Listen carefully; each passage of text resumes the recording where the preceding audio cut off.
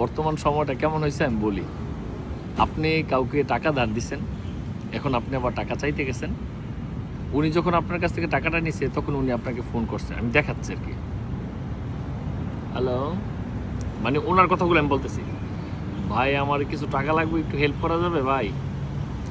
আপনি দেন না, আমার 10,000 টাকা দেন, 20,000 টাকা দেন।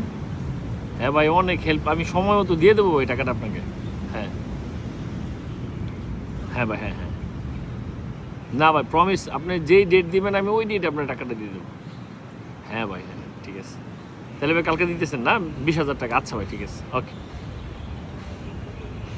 1 সপ্তাহ টাইম দেওয়া হয়েছে, তো 1 সপ্তাহ পরে টাকা যে দিছে হ্যাঁ আবার ফোন দিল। কথা ক্রিং ক্রিং ক্রিং ক্রিং।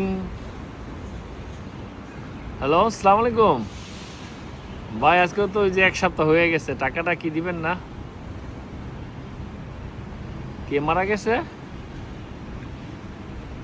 ও, ইন্না লিল্লাহি ওয়া ইন্না ইলাইহি রাজিউন। আচ্ছা আচ্ছা আচ্ছা, ও আচ্ছা আচ্ছা আচ্ছা, ঠিক আছে। তাহলে জানাজার কাজ সারেন ভাই, আমি পরে ফোন দিয়েছিলেন। হ্যাঁ, তেমন জানাজা আমি তারা এখন ফোন দিতে পারি না।